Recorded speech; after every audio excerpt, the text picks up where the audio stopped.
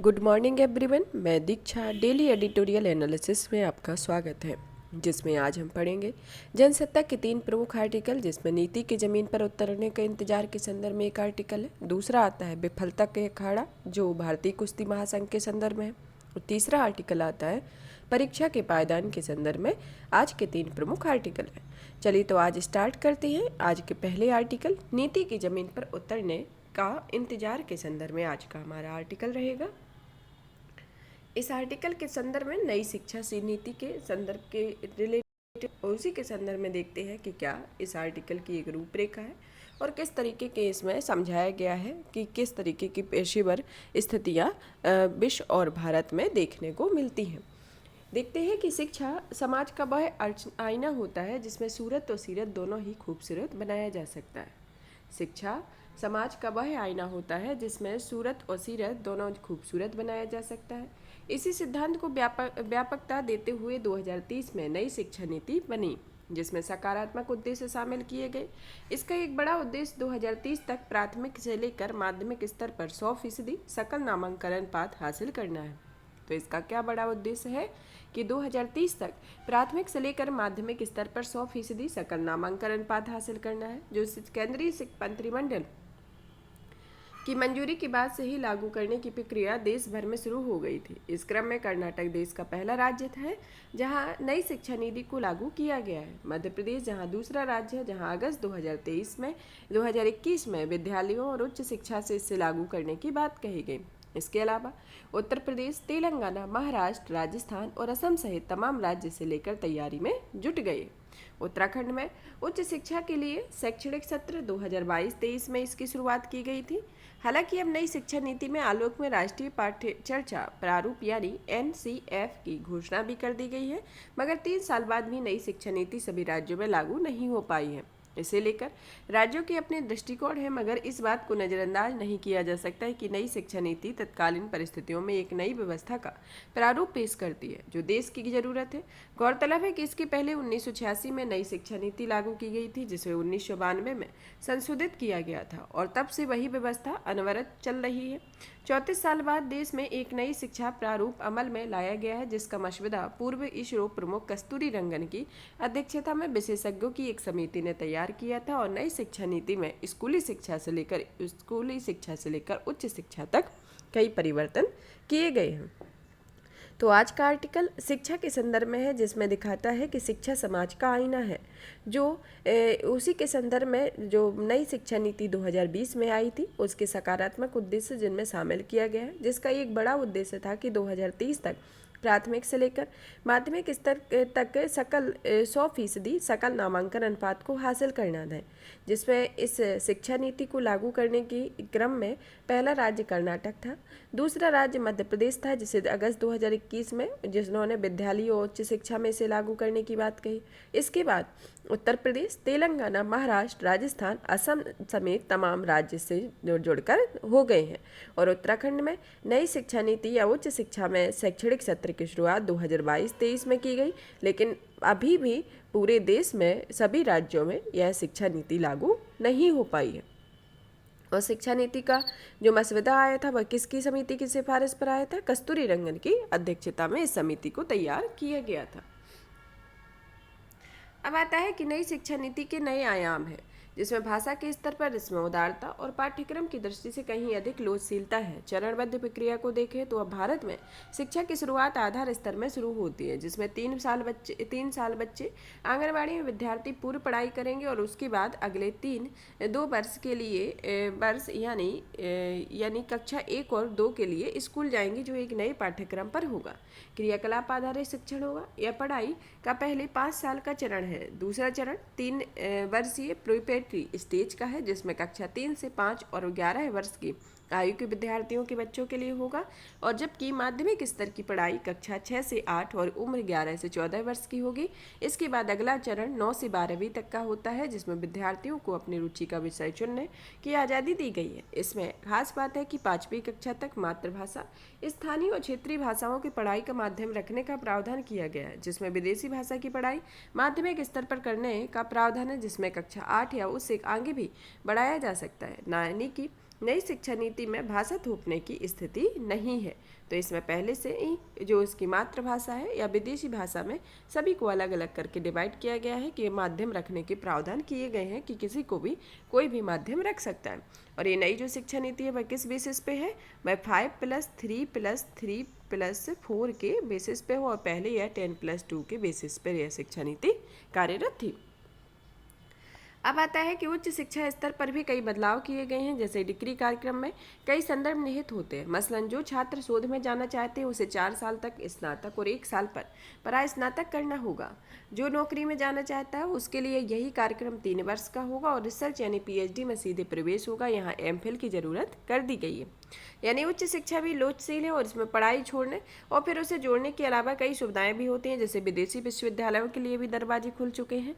मगर यह बदलाव जमीन पर कितनी जमीन जल्दी उतर पाएगा कहना मुश्किल होता है। हालांकि भारत में शीर्ष 200 विदेशी विश्वविद्यालयों के लिए खुले द्वार खुलने में यहाँ की उच्च शिक्षा का स्तर भी बढ़ने की संभावना है। इसके साथ ही प्रतिभा पलायन पर भी विराम लग जाता है। UPA सरकार के समय विदेशी शिक्षण संस्थानों में लाई गई regulation of entry aids operation bill 2010 से लेकर भाजपा विरोधी में भी रही है, मगर अब उसे से का लागू किया जा सकता है। हालांकि यह सही कदम है, क्योंकि हर साल 7.5 लाख से अधिक भारतीय $6 अरब खर्च करके ही विदेशों में पढ़ते हैं, जिसका आंकड़ा लगातार बढ़ रहा है।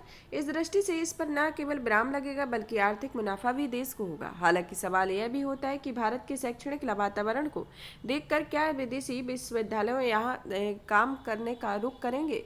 ऐसे में तब जब नई शिक्षा नीति में अधिकतम फीस की सीमा भी तय की गई है उसकी बात है।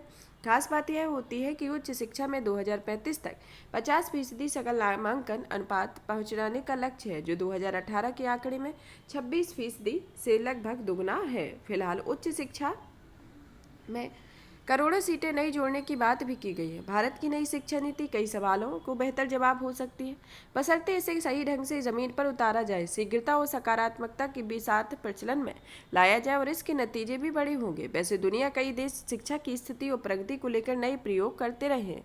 अमेरिका में स्कूल व्यवहारिक समझ अतिरिक्त पाठ्यक्रम की गतिविधियों के अतिरिक्त जोर दिया गया है। यहाँ प्राथमिक, माध्यमिक और उच्च शिक्षण की श्रेणियां रखी गई हैं। चीन की शिक्षा प्रणाली में भी 4 चरण है, जिसमें प्राथमिक शिक्षा, फिर पेशेवर शिक्षा, उसके बाद उच्च शिक्षा और अंततः वयस्क शिक्षा शामिल होती है। खास बात यह है कि यहाँ 6 से 15 वर्ष के चीनी बच्चों के लिए शिक्षा जरूरी और मुफ्त है। यहाँ औसतन एक कक्षा में 35 विद्यार्थी रखने का नियम है। वहाँ दाखिले में किसी भी तरह का कोई आरक्षण नहीं है, और वहाँ 6 साल की उम्र से बच्चों के दाखिला स्कूल में होता है। इसी तरीके से स्विट्जरलैंड की शिक्षा पद्धति को देखते हैं कि अब यह भी अपने आप में एक अलग तरह की जिंदगी है।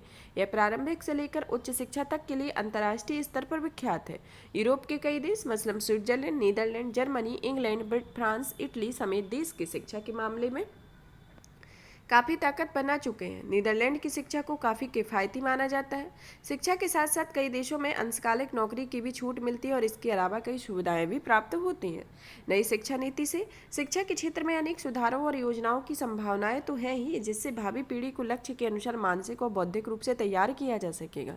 वैसे ही आज़ादी के बाद से शिक्षा से लेकर कई आयोग एवं समितियों का गठन हुआ। स्वतंत्रता के पहले की इस शिक्षा पद्धति में व्यापक परिवर्तन भी होते रहे हैं।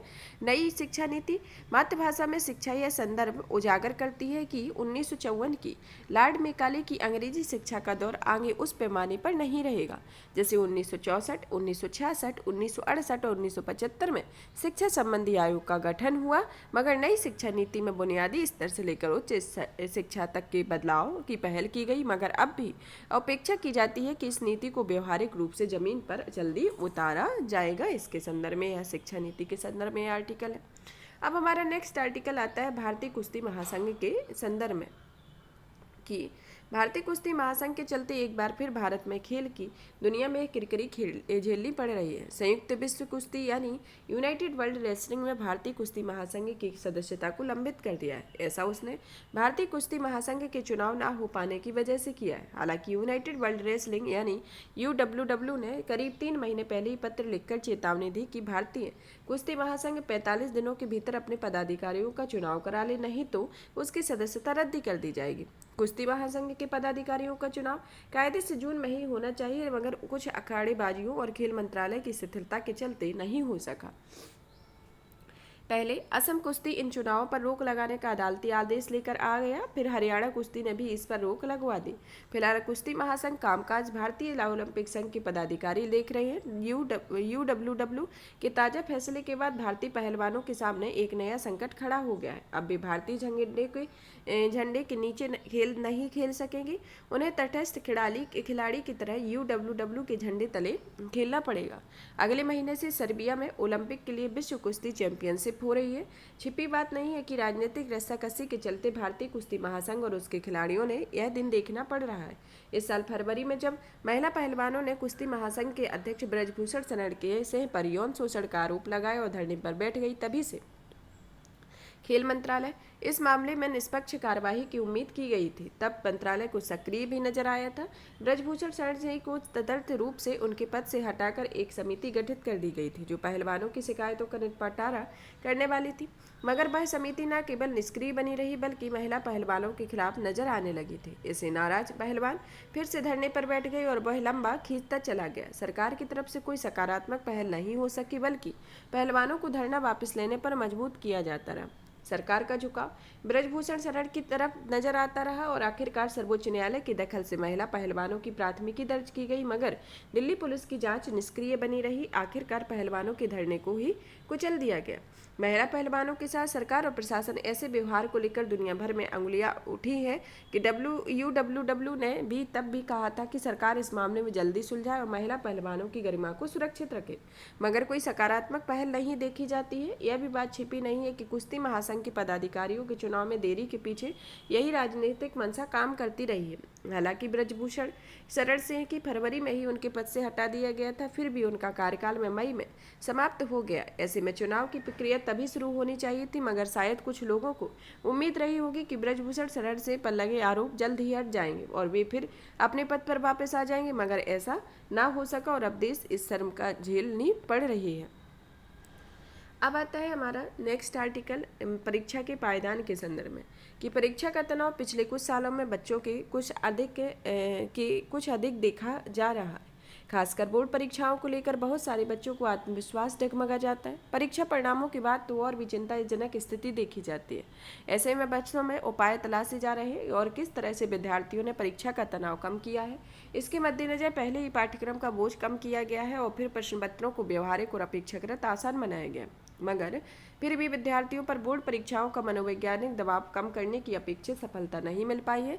इसलिए नई शिक्षा नीति के घोषित करने के साथ ही घोषणा कर दी है कि बोर्ड की परीक्षाएं 2 चरण में आयोजित होंगी। अब शिक्षा मंत्रालय ने इसकी रूपरेखा पेश कर दी है और नई पाठ्य चर्चा की घोषणा भी कर दी गई है। माना जा रहा है कि इस तरह के विद्यार्थियों की परीक्षा का मनोवैज्ञानिक दबाव कम होगा और उससे अपना प्रदर्शन सुधारने का मौका 2 बार मिलेगा। 2 चरण में परीक्षा होने से विद्यार्थी को परीक्षा की तैयारी करने का दबाव भी कम होगा, क्योंकि पहले चरण में पाठ्यक्रम के जिस अंश की वह परीक्षा दे चुका होगा उसे दूसरे चरण में प्रश्न नहीं पूछे जाएंगे। इस तरह से विद्यार्थी में परीक्षा की तैयारी में निरंतरता भी बनी रहेगी। हालांकि परीक्षा का तनाव कम करने के मकसद से पहले ही 10वीं और 12वीं विद्यार्थियों को स्कूली प्रदर्शन को उनके मूल्यांकन से जोड़ दिया गया था। इस तरह उन्हें बोर्ड परीक्षा के साथ साथ विद्यालयी प्रदर्शन के अंक भी मिल जाते थे। 10वीं में केवल उसी साल के पाठ्यक्रम में सवाल पूछे जाते हैं, जबकि 9वीं का मूल्यांकन स्कूल खुद करता है। इस तरह पहले से ही बच्चों में बोर्ड परीक्षाओं का भय समाप्त करने का प्रयास चल रहा है। अब 2 चरणों में ही परीक्षा होने उन्हें मनोवैज्ञानिक राहत मिलेगी। इसमें पाठ्य चर्चा भी उनकी काफ़ी मदद करेगी, क्योंकि इसमें अब बच्चों को अपने परिवेश में सीखने और अपनी रुचि के पाठ्यक्रम का चुनाव करने का अवसर उपलब्ध होगा। और अभी तक पाठ्यक्रम ऊंची नौकरियों और प्रतियोगी परीक्षाओं को खास ध्यान में रखकर तैयार किया जाता है, जबकि अब बच्चों के कौशल विकास को अधिक जोर दिया जाता है। इस तरह पाठ्यक्रम के प्रति बच्चों की रुचि पैदा करने का प्रयास किया जा रहा है। दरअसल बहुत सारे विद्यार्थियों में परीक्षाओं को लेकर भय पैदा होता है, क्योंकि उन्हें ठीक से पढ़ाई नहीं की जाती और ठीक से पढ़ाई वही विद्यार्थी नहीं कर पाते हैं जिनकी पाठ्यक्रम में रुचि नहीं होती है। वे अभिभावक और स्कूल के दबाव में पड़े रहे होते हैं और उनका मन कुछ और करने का होता है। ऐसे बच्चों के लिए नई पाठ्यक्रम में चुनाव के बेहतर विकल्प होंगे। जो बच्चे बेहतर रोजगार के लिए या फिर ऊंची तकनीकी उपलब्धि की मंशा से पढ़ाई कर रहे होते हैं, उनके लिए पहले की तरह सीखने पढ़ने के अवसर होंगे। प्रतियोगी परीक्षाओं और विद्यार्थियों के दाखिले आदि से लेकर पहले ही केंद्रीकृत व्यवस्था है, इसलिए जो विद्यार्थी उच्च शिक्षण के लिए जाना चाहते हैं उन्हें भी कोई परेशानी नहीं होती है। दाखिले आदि में ऊंचे अंकों का दबाव पहले ही काफ़ी कम कर दिया गया है। हालांकि परीक्षाओं को आसान बनाने के लिए विद्यार्थियों को सीखने पढ़ने की अनुशासन पर असर पड़ता है, वह शिथिल ना पड़े और इसका ध्यान तो रखना ही पड़ेगा। इसके संदर्भ में प्रमुख आर्टिकल रहे, जिसमें 2 प्रमुख आर्टिकल नई शिक्षा नीति को लेकर है और परीक्षा में तनाव के संदर्भ में, और तीसरा आर्टिकल जो रहा भारतीय कुश्ती महासंघ के संदर्भ में रहा। और भी इसी तरीके की वीडियो को देखने के लिए चैनल को लाइक करें, सब्सक्राइब करें, ज़्यादा से ज़्यादा शेयर करें। और इसके एडिटोरियल की PDF के लिए यूट्यूब इसके इंस्टाग्राम पर नहीं, टेलीग्राम पर आप जाकर PDF को डाउनलोड कर सकते हैं। धन्यवाद।